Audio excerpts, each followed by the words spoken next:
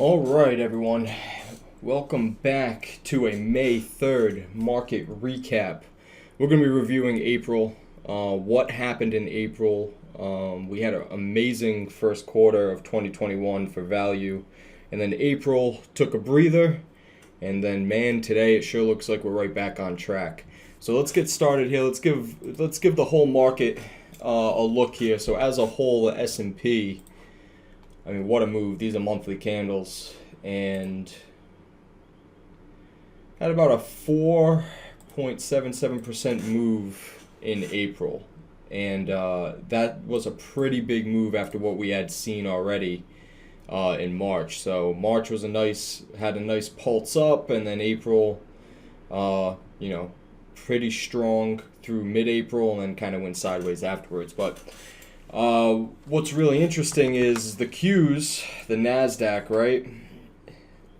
Sideways and starting to curl down right now. And then the IWM has been lagging. So since middle of March, the Russell 2000 has been lagging the other indices. And as you know, we've been using the IWM as a quasi-proxy to value. I think the better way to look at it, though, is IWD, which actually is the Russell 1000 value. So you could see that we've been chugging along all throughout the last couple months, looking pretty good here. And from a sector perspective, energy had the best. As a sector, energy had the best quarterly performance in history. You might want to fact check me on that, but I've seen that in a few different places now. So it had one of the best starts to the year in history. And then it took a little bit of a breather in April. So that is a good thing. And the reason why that's a good thing is you don't want this to just explode higher. We don't want the energy sector to race off and everybody get involved and everybody get interested. The tepid response to the best historical year performance-wise was sell it. So in April they were like, you know what? We're gonna take our profits. It really started in middle of March. But since we topped out middle of March, we're down about 6, almost 7% right now, but we were down as much as 15% peak to trough there. So you had that, hey, we had a great start. Look at the performance from, say, the beginning of the year, which was right about here-ish, right?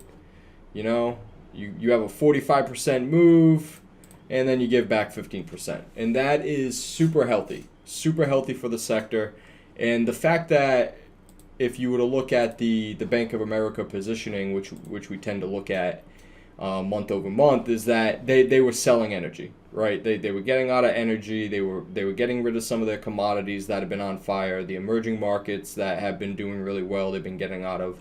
And look where they went to. Right back into the things that have been working for the last 10 years. Tech, healthcare, telecommunications, REITs, utilities, and banks and materials.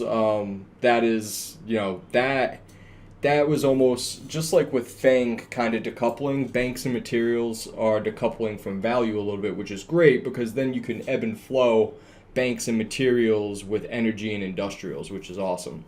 But they stuck with banks and materials, but they had got rid of all this stuff for April.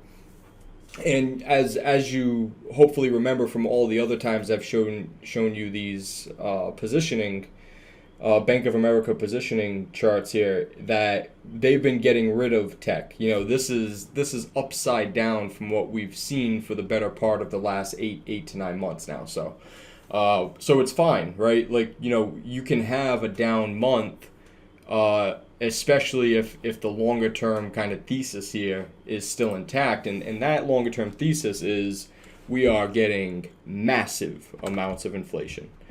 And there is no better way to look at inflation at this point in time than how crazy this chart looks. So listen, it's not just inflation. It's a massive supply and demand issue for lumber. So this is something that it doesn't happen often. This may happen once or twice in a lifetime.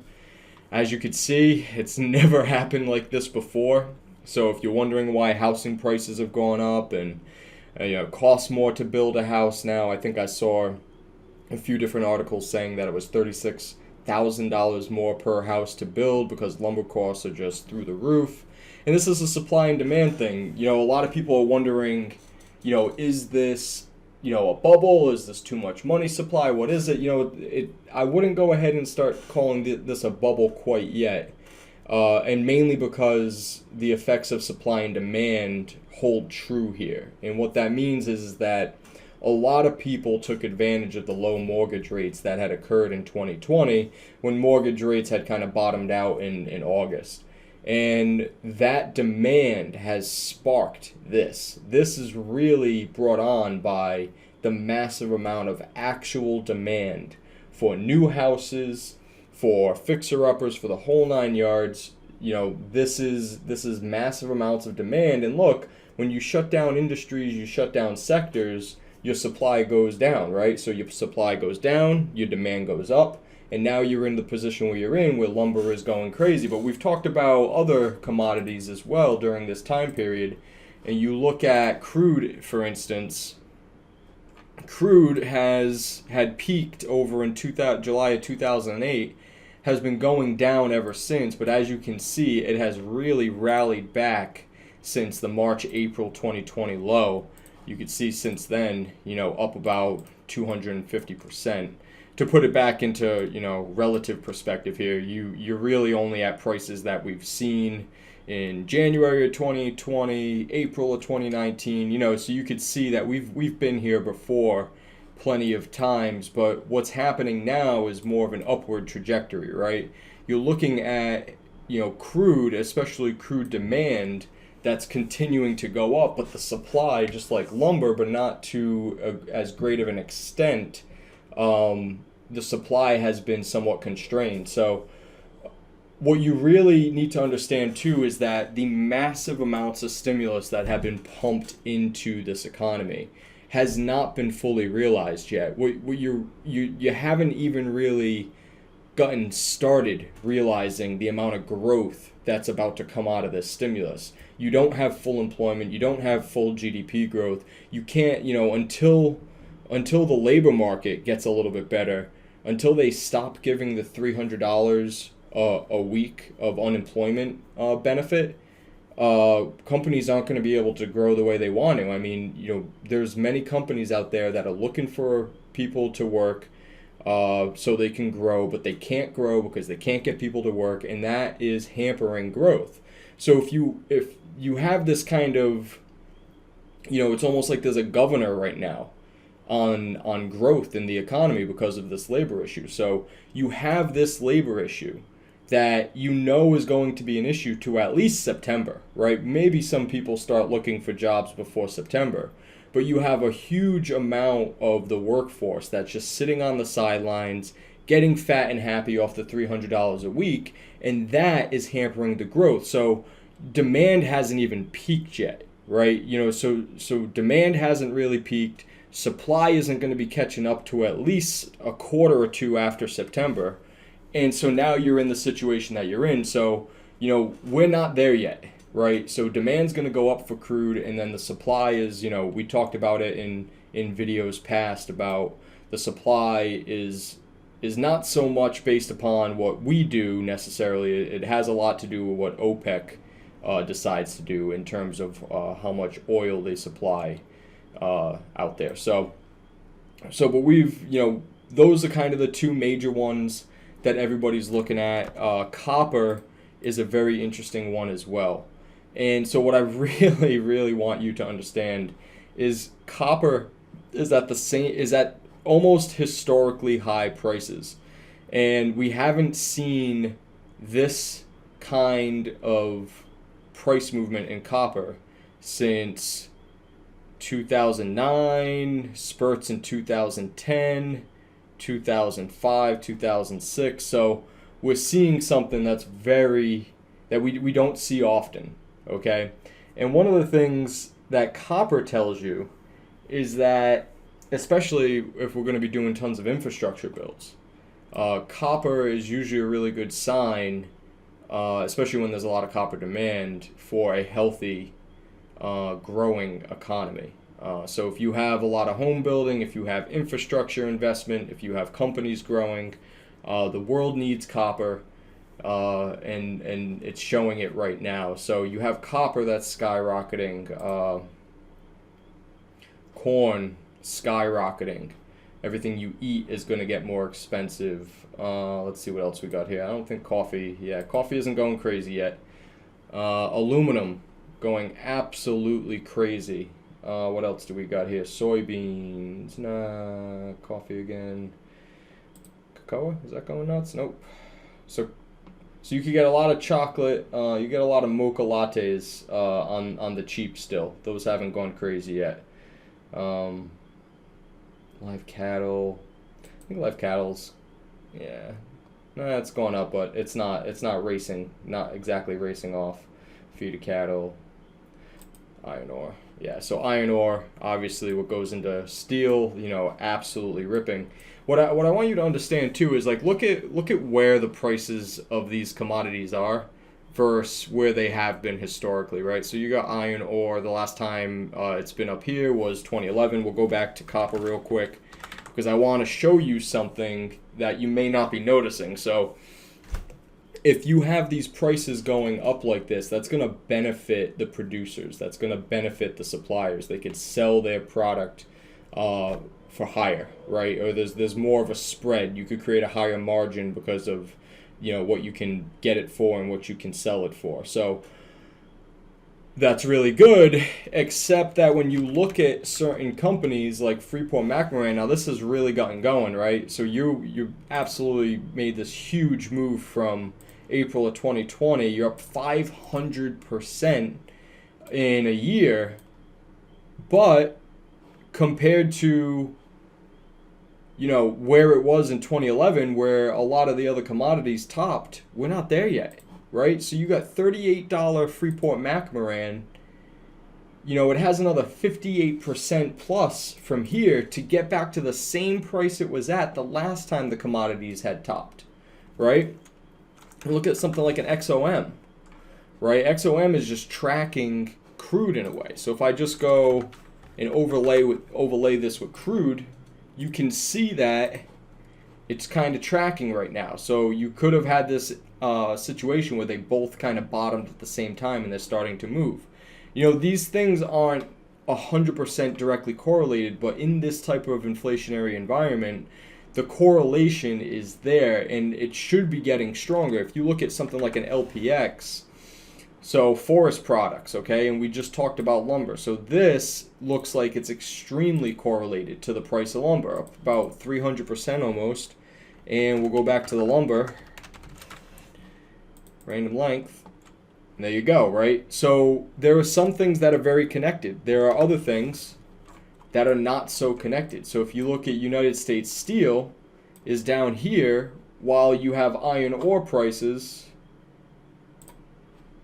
through the roof, right? So there's a disconnect between United States steel and iron ore. So, and I believe, I always forget the ticker for steel futures, if there is. It's Tata Steel Futures, yeah. I'll have to look that up one day.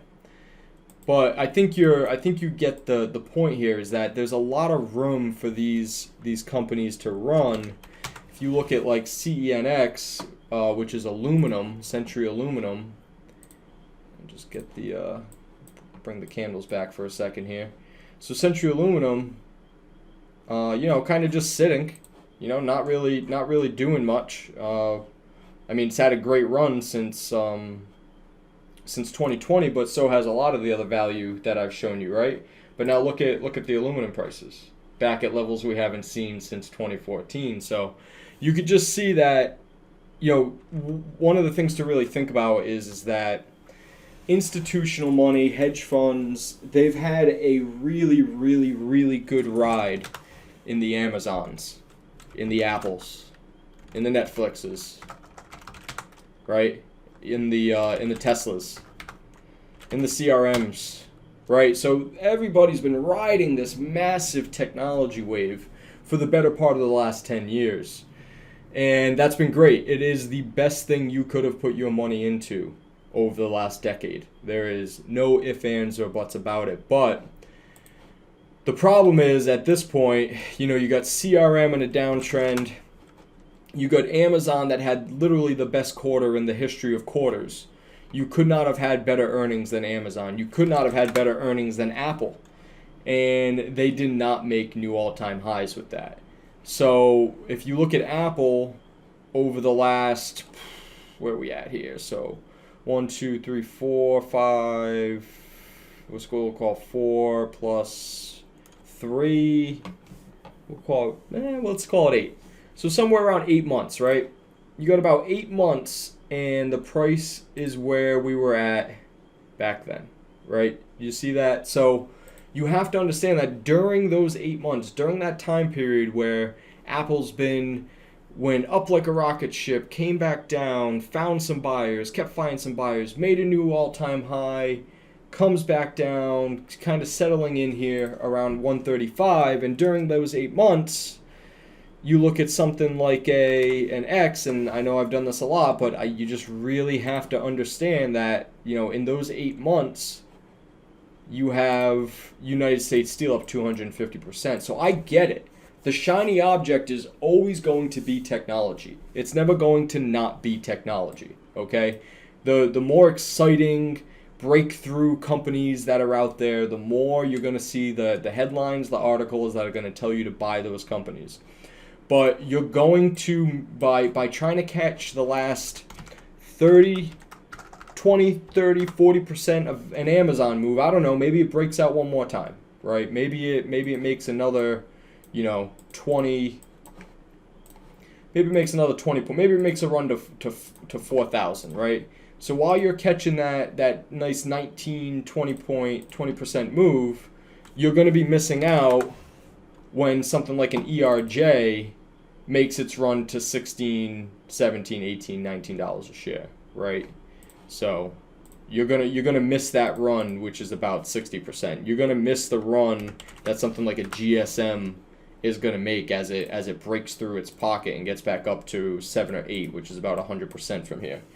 Okay, so you really have to think about that in terms of opportunity cost. Do I want to latch on to the final gust of performance for these tech companies, or do I want to get in on the ground floor of something that still is just getting started? And I get it, I get it. We're in the same breath, I'm telling you that this move, right, is too parabolic, but then I'm not telling you that, like this isn't parabolic. And, in the context of me saying that, the difference is that this has been in a decade-plus long bear market, right? And the last time we saw an inflationary commodity kind of cycle was right here. And, this going up 400-500% from the March low is nothing. If you look at this chart, you can really get a feel for, wow, wait, you're telling me the price of iron ore and steel is way up here, but the price of United States Steel is down here. Or you're looking at something like an Alcoa, and wow, Alcoa's made this really kind of parabolic move, quote unquote parabolic move off the low, but you're telling me that the last time aluminum prices were where they are, this was 2 or 3 times the price, and that's what I'm saying. So you really, really have to understand that, and you could go and look at other things too. And I'm not even sure if there is lithium futures. That's something I should look into. But like you look at other raw material miners and producers. You got something like a LTHM, right? And so this has kind of been going sideways. right, over the last, say, 4 or 5 months.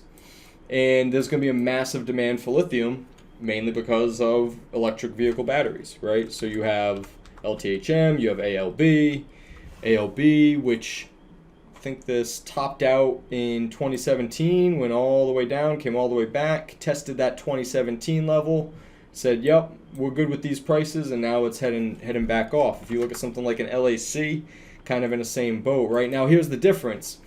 The reason why these aren't in bear markets is because people got wise to the idea that if they were going to bet on NEO, then they were also going to bet on LAC, right? Because the idea is that if you're going to be putting your money into electric vehicle manufacturers, then you also want the parts suppliers, or you also want the raw material suppliers for those electric vehicles, lithium being a major component in the majority of non-single state batteries. I believe that they are coming out with single state batteries, which I believe is QS. I believe it's QS. Check me on that. So QS, I believe, makes a battery that's not not single state, solid state. So QS makes a solid state battery, but when you do lithium, non-solid state batteries. So these have kind of caught that wave, but it's in a little bit of a different context than, say, steel or aluminum. But I think you get the point, is that you can play, electric vehicle demand by looking at the producers of the supplies. Okay? So that is something that's really, really important right now. So let's just take a quick look at this as well, which I think you'll find interesting, is that if you look at, say, the IWD minus the QQQ, so which is the Russell 1000 value versus the Invesco QQQ, which is essentially the Nasdaq, you're seeing that obviously that spread has been all Nasdaq all the time. Actually, it's probably better if I do QQQ minus IWD. There we go. So something like this, where you can see, and I've shown you charts like this before, right? I think I've done IWD minus IWG or something like that, where you're just taking growth versus value. But that's really what I want to show you, is that you're getting to a point just like in the dot-com bubble, right, where it was everybody was putting all their money into semiconductors and computer manufacturers and all that, and then they forgot all about value. And so then you flip that on its head, value. So if you look at the zero mark here, so from February 2001 all the way to November 2014, value, even though it didn't have as high of a peak as growth, value was the better investment for those 14 years. So what I'm telling you right now is that if you have an opportunity to essentially get Amazon at its 2010, 2011, 2012 prices, but it's not called Amazon, it's called United States Steel, then that's something you should really consider doing, especially if you have a long-term time horizon. But not only that, we're in an inflationary cycle, which means commodities are going to continue to go up. We're going to be getting growth with the inflation, which is really good too, but you're also going to be getting paid to be in these stocks. The X's of the world, the XOMs, we talk about this all the time, is that you're getting paid to be in these stocks, right? Schlumberger, a lot of the ones I'm in now, I think they got rid of their dividend. Yeah, like PBF. When this turns its dividend back on, it becomes available to hundreds of funds again, right? So there's a lot of funds that can't invest in PBF because they don't pay a dividend, because the fund is a dividend fund, right? So once this turns the dividend back on, well, there's more demand for PBF. So PBF, what's the other one? BKR, Baker Hughes. It's another one. This actually has continued to pay its dividend, but you get paid to be in these. And again, if you just look at them on a long-term, look at this, right? You're still, yeah, you had a really good run, but you're nowhere near,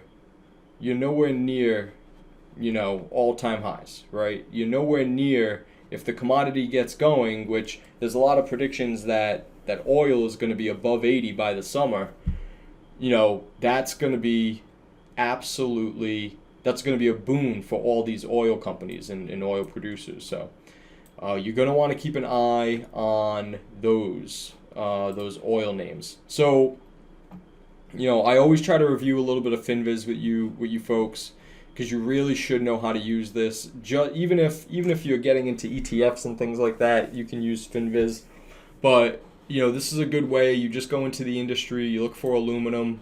There you go. Okay, the two elements to the PE ratio obviously is the price and the earnings. So the earnings haven't caught up with the price yet, but earnings is probably going to be going much higher in the future. So that's something you're going to want to look at. When there's no P, when it's just a little dash, it means that they're not profitable. So a lot of these companies, because of the commodity prices, haven't been doing all that well for a decade. These companies have been able to stay afloat, which is fine. But now that the commodity is starting to catch up, they're going to start making a lot of money. So that is, now's the time to really get in on these types of companies. So, so you have, this is aluminum. Agricultural inputs is an interesting one. So if you think of wheat, corn, soybeans, things like that, Mosaic,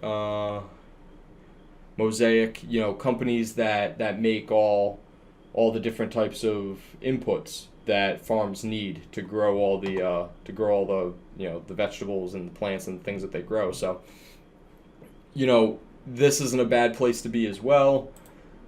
You could sort it by PE, or you could just dig right into the financials. The Finviz isn't the gospel, so I would recommend you doing a little bit more research. You could go into Yahoo Finance, or you can actually just, really do the nitty-gritty dirty work and go onto the company's website, go to the investors tab, which most of them do, and then go find the financial reports. So, agricultural inputs, another good one. You got steel, like we were talking about, CLF. CLF is going to be a monster. Cannot wait for that one. That's one of the biggest. Baker Hughes and CLF, a couple of the biggest options positions I have right now. So I have a lot of confidence that those are going to be going higher. Lumber and wood. So the interesting thing about this, because I was looking at LPX earlier, but I couldn't. But LPX wasn't showing up in the lumber and wood, and that's because it's showing up in I think it's the building materials, building products and equipment. Let's see. LPX, there it is. So you may need to kind of dig around between the building materials, building products, equipment, lumber. These companies are going to be a huge beneficiary of the spreads that they'll be able to create, because the commodity prices have gone higher. When the price is low, it's tougher to create that spread. When the prices go higher, you can create that spread a little bit easier, make a little bit more margin, make a little bit more money. So that is something that is, you should be looking into. A lot of these companies may have ran already. So if you just go to the charts, let's go to candle, let's go to weekly, let's go to monthly, actually. You could see a lot of these have kind of ran.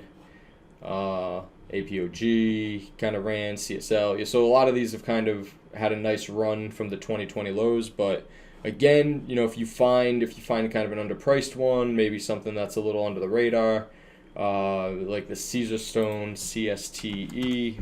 I don't really know anything about it, but who knows? You dig into the financials, you find out it has, decent footing, solid footing, and it's going to be a beneficiary of what's going on in the economy, then this may not be a bad spot for you to get into it. So that's kind of how you want to look at that stuff is, obviously there's the creme de la creme, and obviously institutions are going to get into the best companies first, but then there's always those kind of small cap, mid cap companies that are still down there, still wondering when somebody's going to put their money and invest in them. And it's just kind of a matter of time until somebody does, especially in later parts of this value cycle, inflationary cycle. So something to definitely keep an eye on and look into. What else was there? Oh, so Cool Charts. This is from Mark Minervini. He's awesome. Great guy. Really good follow on Twitter. And what he's showing here is that it's, I forget what this is. The amount of stocks in the Nasdaq that are over the 50-day moving average. I'm not a huge moving average guy, but so it's starting to weaken. So what this is showing is that the participation in these moves higher are starting to get less and less. So, I think we've talked about this in the past where there's really only like 10, 20, 30 companies that have brought up the S&P and the Nasdaq, and so seeing this during this last gasp, what I believe may be the last gasp for the Nasdaq, makes a lot of sense. So that's a great chart by him. You got JP Morgan's call on oil super cycle charts. That gets a little complicated. It was also kind of a little bit over my head, but long story short, there's going to be issues with supply, plenty of demand, and that means prices go higher, which is great for obviously oil, but also for the stocks as well. This one's a little scary.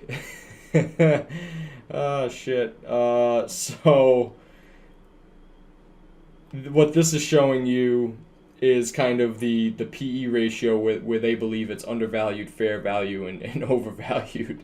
And you could see where, it at 1883 in the S&P 500 we would be quote unquote overvalued, and we're currently all the way up here. And there's something really to think about here too, is that this is based upon the economy not really getting going. So you could tell that the market is pricing in future growth and putting quite the premium on it.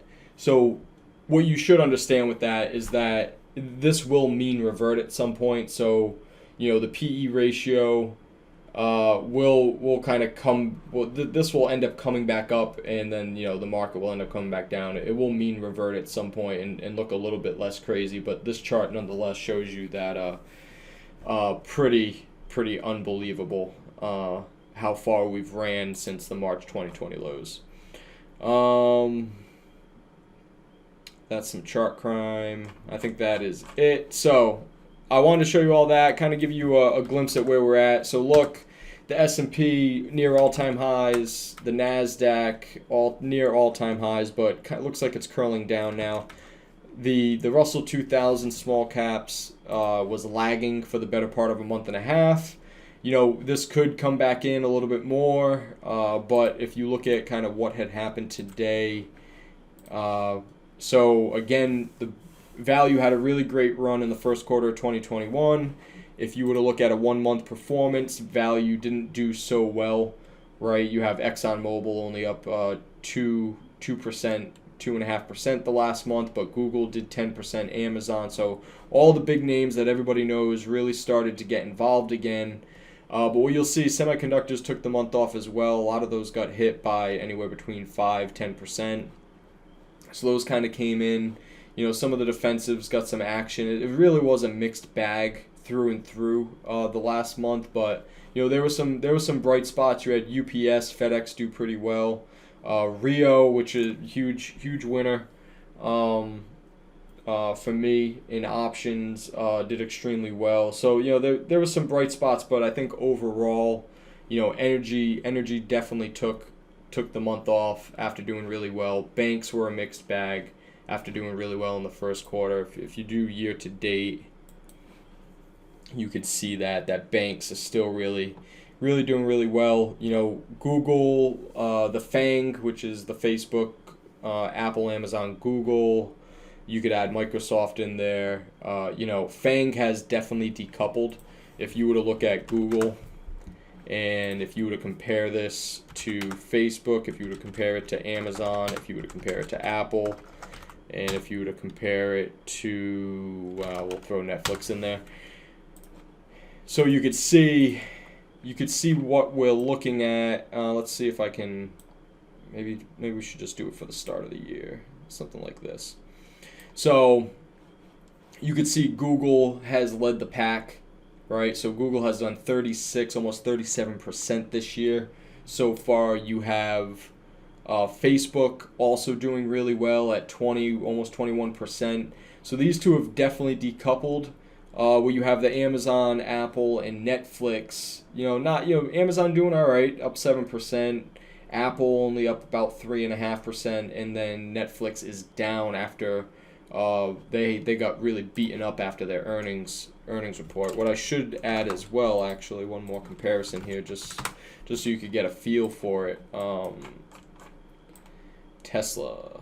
So if you were to look at Tesla's actually down the most out of all of them on the year. So as great as Tesla has done, as you can see, over the last year plus, it is starting to lag. Tesla is the scariest chart of them all. It's going to be coming up against a lot stiffer competition. Just not investment worthy quite yet, would be the way I would put it. So all right, that is the update for May. Also the recap of April. I may do another one in a couple weeks. See how things start shaking out. I know I kind of missed the month of April in terms of putting the video out there, but just want to give you that recap, show you what was up, and I will be doing another video, I guess, in 2 or 3 weeks. So I will catch you all then. Hope you enjoyed. Take care.